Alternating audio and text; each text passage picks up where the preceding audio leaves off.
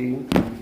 Vamos a abrir un pequeño pensamiento cortito ahí en el libro de Proverbios y voy a hacerle una pregunta para comenzar. ¿Qué piensan ustedes qué les llama la atención o qué les quiere traer a la cabeza? ¿Cuál es el primer pensamiento que tienen si les pregunto qué es la integridad para ustedes? Moral. Bien. ¿Cómo? Harina integral. Sí, por ahí, pero no justamente estamos pensando en la parte de la comida. Pero ¿qué se les viene a la mente cuando pensamos en la palabra íntegro? Una cosa completa, muy bien, sí, me gusta eso. La sinceridad, que no hay una doble cara. Transparencia, que no hay una doble cara, podemos decir, una cosa así. Muy bien, cada una de las cosas que por ahí uno comparte tiene que ver con esto. La palabra que utiliza, vamos al libro de Proverbios, capítulo 20 y versículo 7, vamos a leer tres cosas de la palabra integridad. Me llama poderosamente la atención porque justo Cristian decía ahí, el tiró que dijo algo completo. Y la palabra que utiliza ahí justamente es ser de una sola pieza. ¿Sí? Ser de una sola pieza, algo compacto, algo que no tiene ni agregados, ni tiene disminución de la materia, o sea, algo que es completamente una sola pieza. Si uno se pone a pensar en la mecánica, hay muchas partes de los vehículos que se tienen que hacer una sola pieza, no se pueden soldar. ¿Sí? Hay cosas que se tienen que hacer en calor y necesitan que se estire la pieza como sea, que se trabaja el metal, pero tiene que ser una sola pieza, una sola cosa compacta, porque no se puede fraccionar ni se puede pegar con otra cosa. Y fíjense que la integridad cumple tres propósitos en nuestra vida que quiero compartirles con ustedes. La primera de ellas en el capítulo 20 del libro de Proverbios, el versículo 7. Capítulo 20, versículo 7 dice: camina en su integridad el justo, sus hijos son dichosos después de él. Lo vuelvo a leer porque es muy cortito, pero tal vez vamos a poder sacar algunas cosas interesantes. Dice el versículo 7, camina en su integridad el justo, sus hijos son dichosos después de él. Y lo primero que podemos encontrar en la integridad es que la integridad produce algún impacto en la vida de las personas. Si tuviéramos que hablar en una reunión familiar, podríamos decir que uno puede ser una cosa en la iglesia, pero en la casa puede ser otra. Y quien se da cuenta de eso, justamente para no caer en eso de la falta de integridad, son nuestros hijos. Son ellos los que nos están mirando, son ellos los que están observando, son ellos los que nos ven cómo tratamos a nuestro cónyuge, son ellos que nos ven cómo tratamos a nuestros vecinos, nuestras actitudes que tenemos cuando vamos a la iglesia. Entonces el escritor está diciendo que es un alto impacto para la vida de la familia que la integridad sea justamente parte del carácter de las personas que están en la familia. Por eso dice, caminen justo, y sus hijos, dice a continuación en el pasaje, caminen justo en integridad, dice, y sus hijos son dichosos después de él. Y no solamente tiene que ver una bendición dentro del seno de la familia, sino también una bendición en el seno de la iglesia. Mira, capítulo 2 y versículo 7 de Tito. Tito capítulo 2 y versículo 7. Escuchá lo que dice el escritor ahí para que nosotros podamos también buscar y tratar de entender esta palabra que tiene que ver con nosotros. Capítulo 2 y versículo 7 del libro de Tito. Y dice ahí el escritor: presentándote tú en todo como ejemplo de buenas obras, en la enseñanza, mostrando integridad, seriedad. ¿Qué es lo que está diciendo el escritor? Cuando le habla a Tito y le está diciendo a Tito: mira Tito, te pongo encargado de mi iglesia, y cuando veas que hay otra persona que esté encargado, para que la lección, para que la enseñanza produzca impacto en la vida de las personas que están a nuestro alrededor, la persona tiene que ser íntegra. La persona tiene que ser íntegra. ¿Para qué? Para que esa enseñanza pueda llegar al corazón de las personas. Porque si la persona no es íntegra, la enseñanza no llega al corazón. Porque la persona que está escuchando, si te escucha decir, de nuestra boca tienen que salir buenas palabras que puedan aconsejar, que puedan ser de edificación, que puedan ser de aliento para la persona, y después me escucha a mí hablar cualquier cosa que no es justamente ni edificación, tampoco es de enseñanza, ni tampoco de exhortación, la persona va a decir, pero no estoy entendiendo cuál es el mensaje, si el que predica con la boca o el que está mostrando con sus hechos. Entonces, cuando habla de integridad, fíjense ustedes que es una bendición, no solo para nuestra familia, sino para el seno de la iglesia. Y justamente nosotros vivimos en una sociedad donde la integridad es algo que no es muy común en la vida de las personas.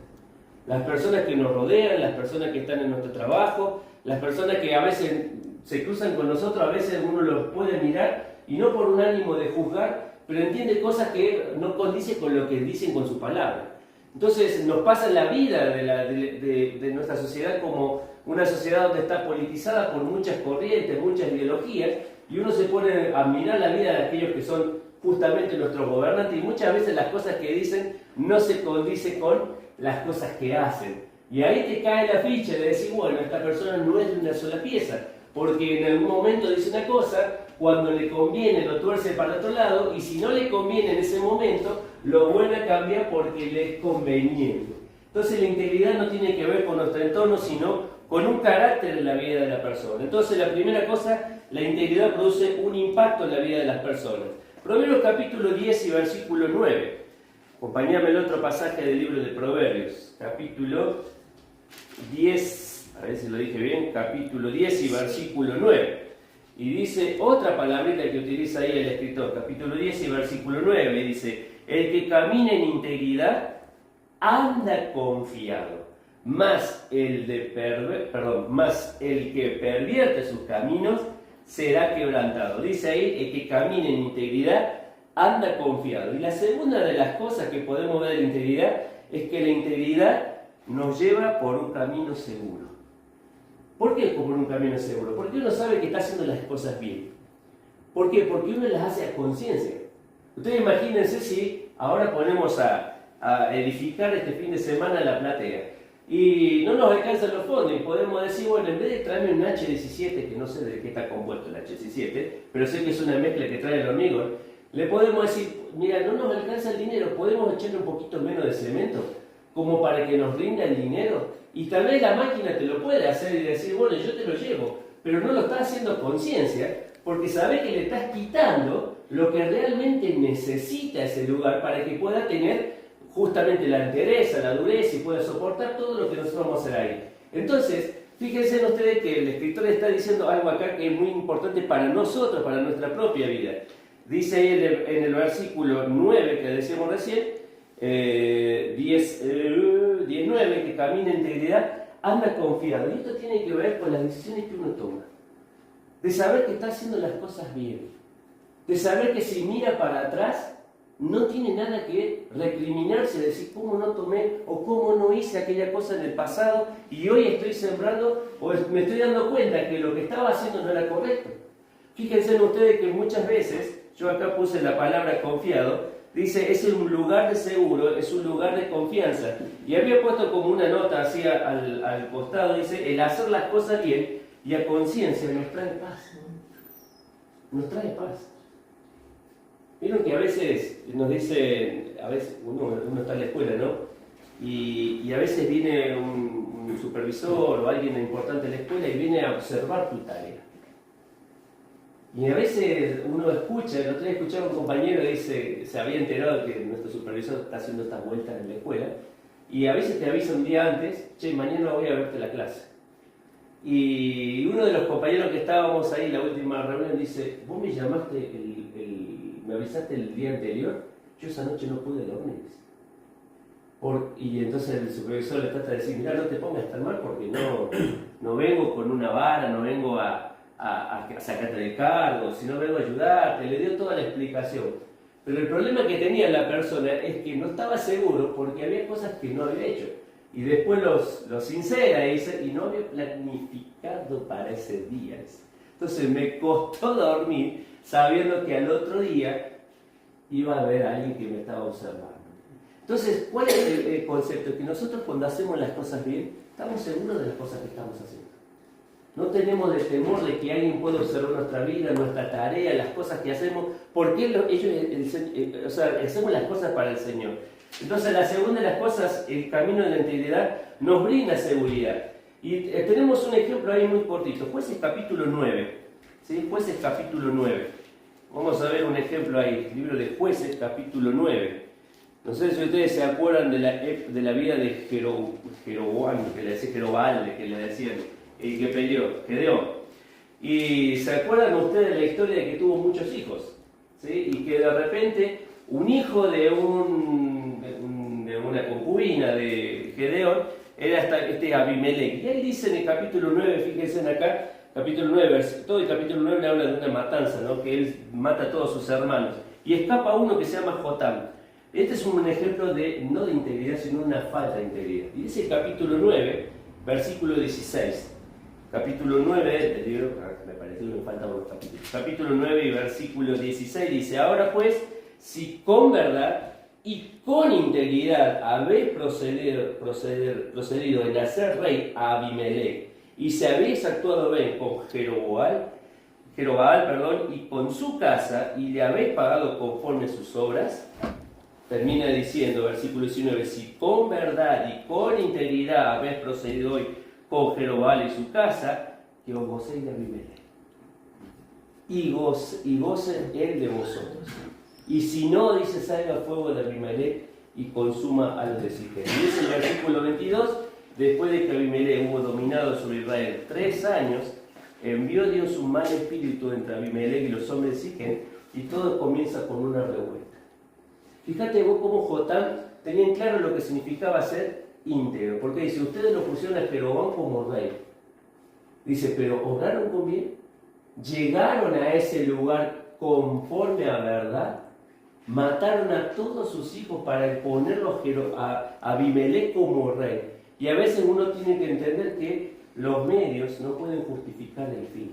O como se dice al revés, el fin no justifica los medios. Entonces, para llegar a cierto lugar debemos hacer las cosas conforme al Señor. Y la tercera de las cosas, Job capítulo 2 y versículo 3. Job capítulo 2 y versículo 3. Ya cambiamos de historia, ya no estamos hablando de un mal ejemplo de integridad, sino ahora estamos hablando de un ejemplo de integridad. Y dice el capítulo 2 del libro de Job y versículo 3, dice Jehová, dijo a Satanás, ¿no has considerado a mi siervo Job, que no hay otro como él en la tierra, varón perfecto y recto, temeroso de Dios y apartado del mal, y que todavía retiene, ¿qué cosa? Su integridad, aun cuando tú me incitaste contra él para que lo arruinara? Y acá está la tercera de las cosas, que es la permanencia de la integridad. Porque muchas veces la integridad se mantiene mientras las cosas van funcionando bien, mientras las cosas van marchando sobre rieles, mientras tenemos un buen pasar, mientras tenemos una buena economía, mientras nuestra salud nos acompaña, mientras tenemos todo lo que una persona puede desear. Pero cuando nos empiezan a quitar las cosas es cuando realmente uno decide, a través de una convicción firme, permanecer firme al Señor o abandonar al Señor. Y el escritor termina diciendo acá que Dios mismo termina diciendo de Job, Job es un hombre íntegro y aún retiene su integridad a pesar de las cosas que hoy le están pasando. Tenemos un ejemplo más, el libro de Daniel, el capítulo 6, libro de Daniel, capítulo 6. Daniel, capítulo 6, y ahí tenemos otra historia. Ustedes se acuerdan que Daniel pasó por varios reinados. Y uno de los reyes que estaba gobernando, uno de los imperios que estaba gobernando en ese momento, había sacado un decreto de que no se debía orar a ningún dios por un lapso de tiempo. ¿Sí? Y si uno se pone a pensar, nosotros muchas veces se nos empuja también a abandonar nuestras creencias en esta época de actualidad. Y uno tiene que escoger si realmente va a seguir adelante o si va a acomodarse en base a lo que está pasando y a la presión que se está ejerciendo sobre nosotros. Y fíjate lo que dice acá el escritor en el capítulo 6 y versículo 10. Cuando Daniel supo que el edicto había sido firmado, entró a su casa y, abiertas las puertas de su cámara que daban hacia Jerusalén, se arrodillaba 3 veces al día y oraba y daba gracias delante de Dios, como lo solía hacer antes. O sea, a pesar de lo que estaba pasando a su alrededor, a pesar de la presión que se ejercía por no orar durante un lapso de mucho tiempo, y él venía orando a Dios, decidió seguir adelante. Y acá hay otra de las cosas que a veces uno no toma dimensión, que la integridad tiene un precio por cual pagar. Muchas veces tenemos que pagar un precio por ser íntegros, por sostener nuestra palabra, por sostener nuestros principios, por sostener nuestras creencias, a pesar de las cosas que puedan venir en contra de nosotros. Entonces, ser íntegro, puse acá, tiene un costo muy alto. Entonces vimos 3 cosas sobre la integridad. Ser de una sola pieza significa que produce impacto en las personas que nos rodean, en la vida de nuestra familia, en la vida de la iglesia. Ser íntegro también nos brinda seguridad, saber que tenemos lo que veíamos el domingo, la paz en el interior, de que estoy haciendo las cosas bien. David le decía a Dios, juzgame conforme a mi integridad, y no era una palabra, no era una oración de orgullo, de soberbia. Él estaba diciendo, yo reconozco las cosas bien que hice y las cosas mal que hago. Entonces, júzgame conforme a mi integridad. Y la tercera de las cosas, la integridad debe permanecer en el tiempo, aún cuando tenga un alto precio que pagar. Que realmente el Señor nos ayude. Que podamos nosotros asimilar esto en una sociedad que no es muy común hablar de personas íntegras. En una sociedad en la cual las personas no creen en nadie.